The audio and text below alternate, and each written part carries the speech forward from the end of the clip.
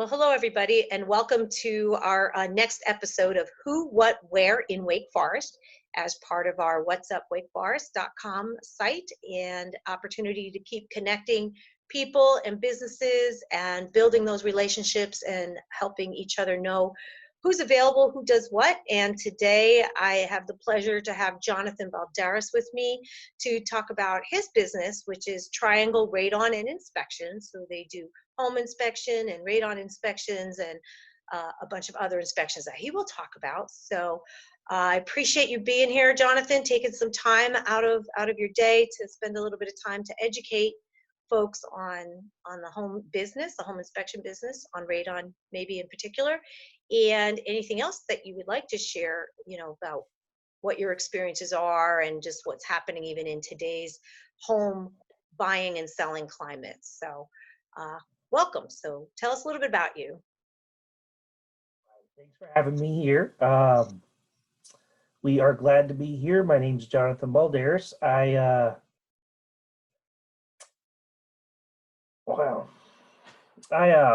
work with Triangle Radon and Inspections. We do home inspections. We do radon inspections, which we are going to touch a little bit more on that today. We do well water quality, and we do septic inspections.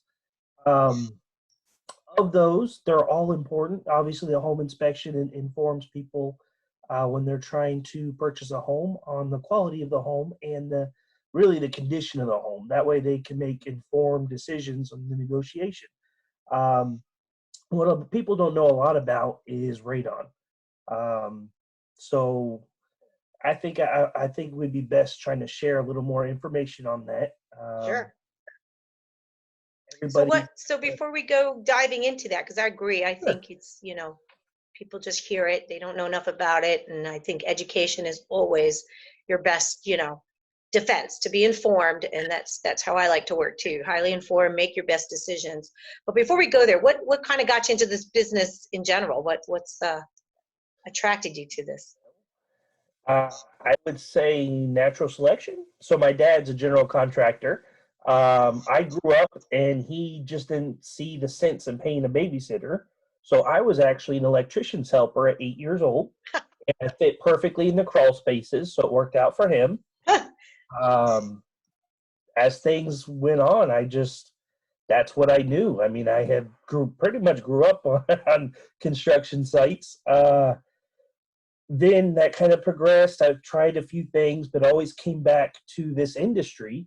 I ended up finding my niche with the specialty in crawl spaces and running a restoration company for a long time. And so I was ICRC certified in water damage, mold remediation.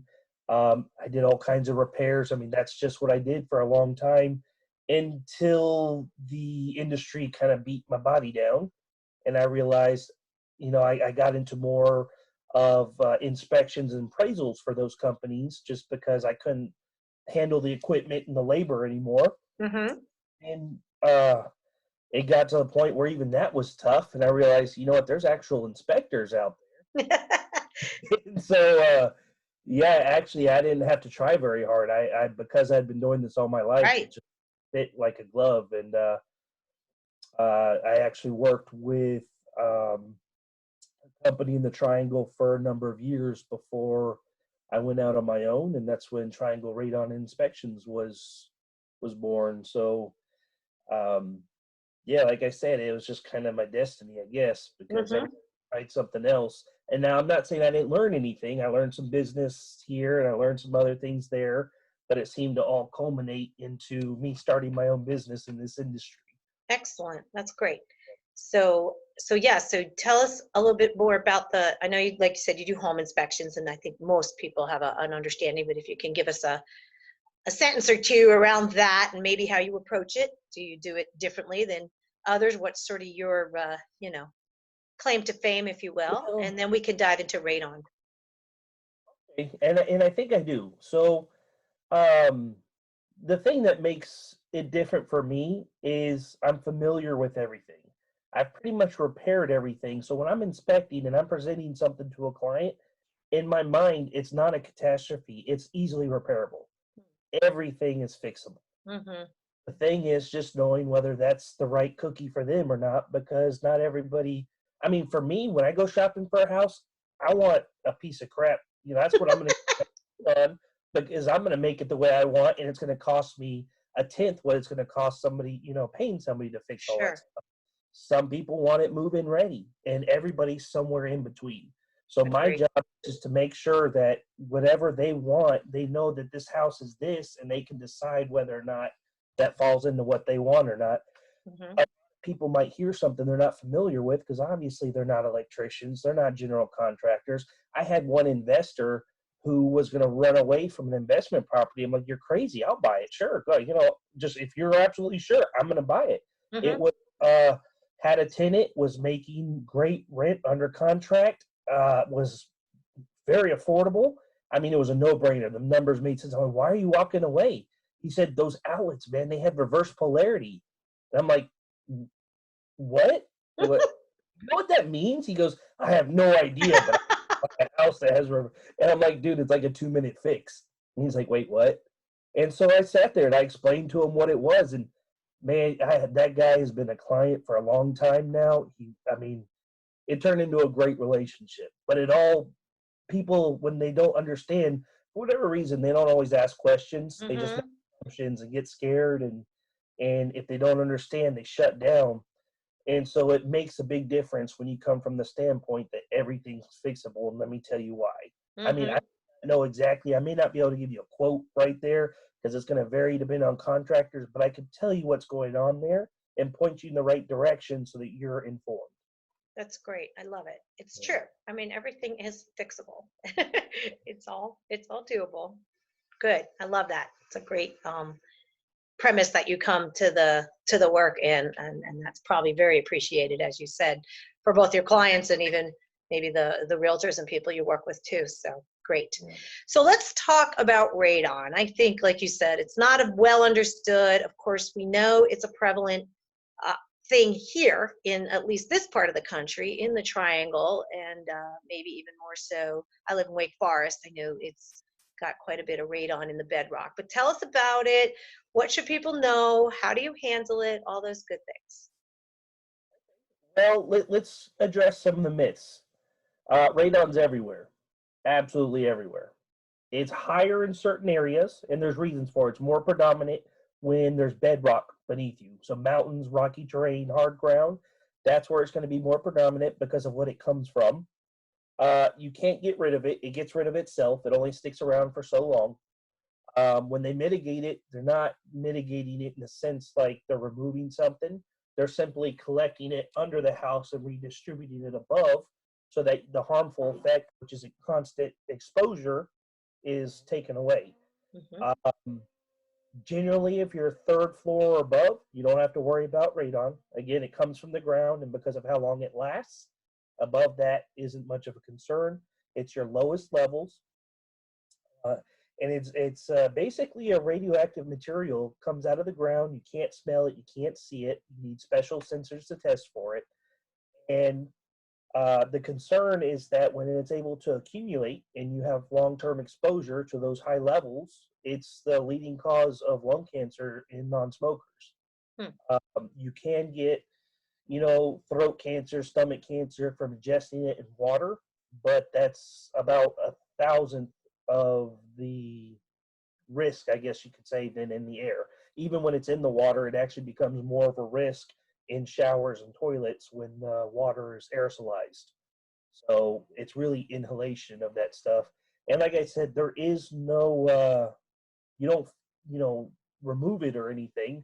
You just make it install a system that reduces that amount so that you're safe.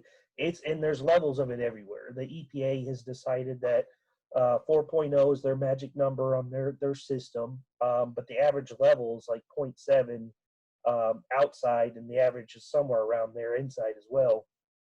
Um, it's become more of a concern now that houses are getting greener because when it's able to get into the house, it's not able to get out of the house, as well as the fact that Huh. our living conditions are a little different. Before, we used to have windows open all the time, whole house fans, and we really moved the air as much. Now people tend to rely on closing the windows and removing the heat with their air conditioners, and just stuff gets trapped in there. Houses have gotten so green, in fact, that you'll notice in newer houses they have what some people call fake vents in the rooms. No air blows out of them. They're actually air to the hallways because they're trying to equalize the pressure in the rooms, because the doors and everything's so sealed. Mm. Doors used to have huge gaps underneath them that let air move room to room. We don't do that anymore. We're getting real tight, real energy efficiency, but obviously that creates not just with radon, but other things that need to be addressed. So Hmm. Interesting.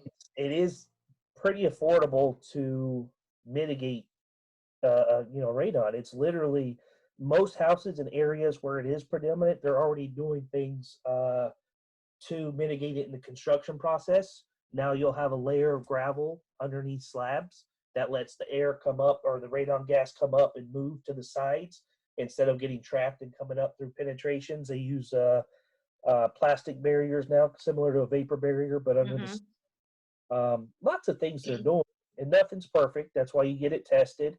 Um, but yeah, and then the other thing is, as far as frequency of testing, always when you move into a place, I mean, if a test is on $200, I mean, I don't even charge that much, but that's the highest I've seen.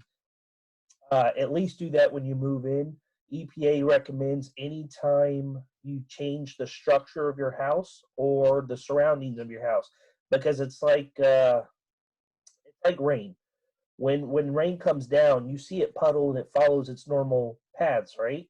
But if you dig a trench, or you change the shape of the ground, or add a structure over here where rain can't go, so it's forced to go somewhere else, those paths are going to change. And when those paths change, you don't know until you retest again.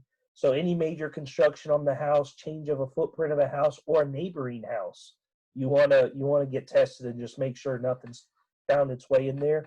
The other thing is So what are some examples when you say any kind of change to structure? Can you give some adding an examples? addition to your home. Okay. um, Adding an addition, adding a deck, a patio, anything Okay. that change the ground, because it's going to change how the gas moves underground. Okay. Thing to think of too is rain can change it. So you want to try and avoid doing a test during the rain if you can, or doing it long enough that you get a long enough period, 24 hours or more of no rain, so you can compare it. Because when rain's on the ground, it's not permeable. The gas isn't going to go through that either, so it's going to follow until it finds dry spots, which is under the houses, and come up. So it raises the level a little bit Ah, during. okay. Good to know. Um, Hmm. Temperature changes will do it as well. More hard, frigid ground isn't as permeable, so it doesn't let it pass through as much. So again, that'll raise the levels in the houses. Um, but yeah, if you just think of inverted rain, rain comes down, and radon does the same thing. It just comes from the ground, it comes up, but it has the same behavior. It tries to follow the easiest way to get stuff. Um, but like I said, the it's easy to fix. Well, all they do is put pipes in there. Hmm. You collect it before it's allowed to get into the house, and they blow it out the top of the house. Hmm. So it destroys itself. You just don't want it to accumulate. Gotcha. Okay. Cool. So retesting when you've made changes to your home is a smart thing to do, Mhm. and getting it certainly tested when you're buying that next property or home at the forefront is an important part of that process. And then it's easily mitigated, is what you're saying. I mean, if it becomes a reading 4.0 or above, then putting in a mitigation system, they're not Yeah. too expensive. On average, what's the what's the cost on I average, think maybe? it's actually going to go up a little bit. So here's another thing: the radon industry in North Carolina right now is not regulated. Hmm. So because of that, anybody can get up and do it, which isn't necessarily a bad thing. It just means you want to definitely qualify your contractors. But it also means there's a lot less hurdles that qualified people have to jump over to get stuff done. Right now, it's probably about $1,400 to $3,000, depending on the situation, size, and all that. Gotcha. Obviously, crawl spacers are going to be easier. Now, in areas like Wake Forest, the builders now, when they build, they're putting the pipes down.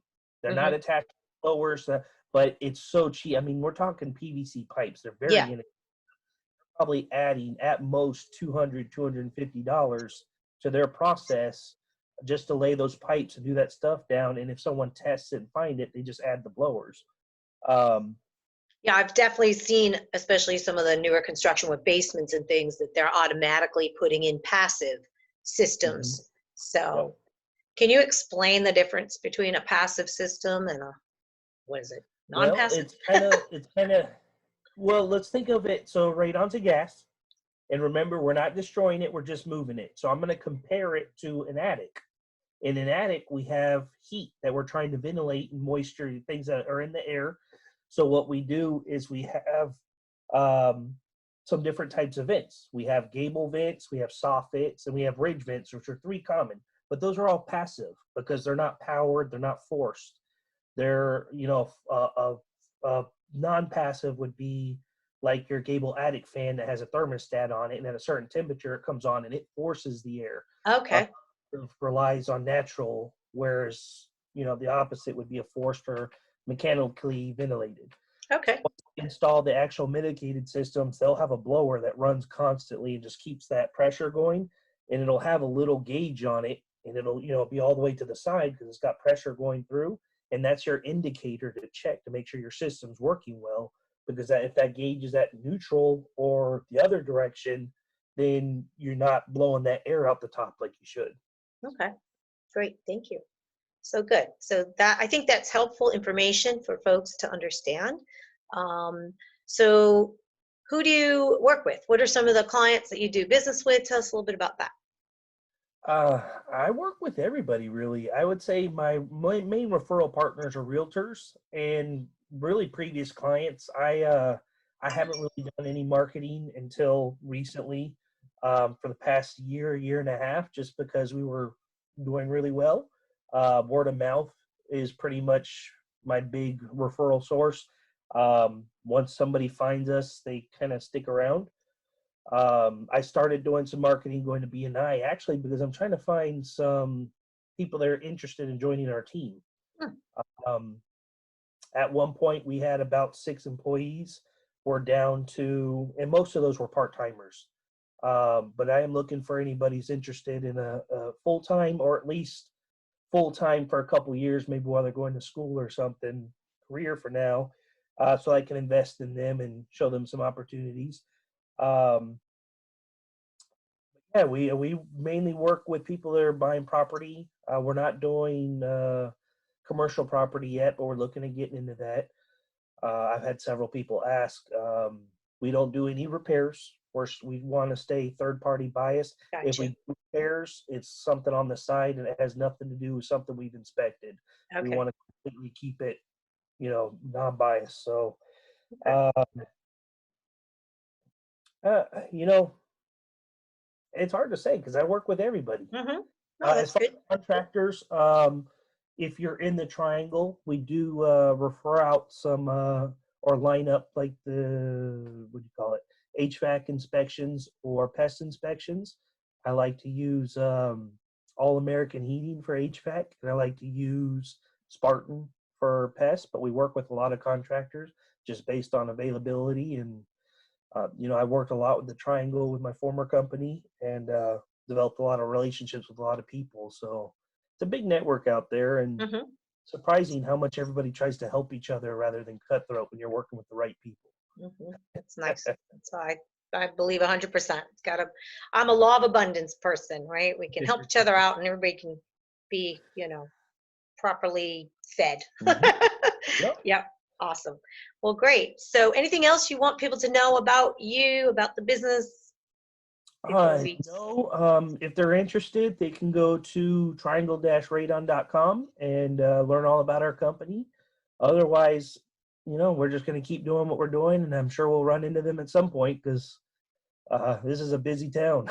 Mm-hmm. It sure is. I mean, we still got people coming and moving, and Yeah. we have our Oh, supply demand issues still. I would like to put a little punch in for another company I work with, just as a referral. If you're looking for a mover, Miracle Movers, Okay. good business. All Um, right. one of their managers goes to BNI with me, and actually, we've worked in the same companies in the past, different parts, so we didn't know about it, Uh-huh. and that was real interesting. So Okay, good terrific. company. That's good. Great. So great. Well, I really appreciate you taking some time out. And as hopefully you've all heard, I mean, they're kind of a one-stop shop with the inspection business, regular home inspection, radon inspection, septic and water testing, and then can bring in the additional inspections, the next level inspections. I kind of liken an inspector like yourself as the general practitioner, right? And you do the general diagnostics, and then you get the specialists in to start looking at the systems like your HVAC and things of that nature. So it sounds like you're pretty well connected to bring in all the pieces if needed. So wonderful. And you service the triangle, including Wake Mhm. Forest. So please reach out, and I'll provide the your contact information too, along with the video. So really a pleasure to meet you, and look forward to doing some work with you. Awesome. The pleasure is mine. Good luck. All right. Well, you have a wonderful rest of your day. You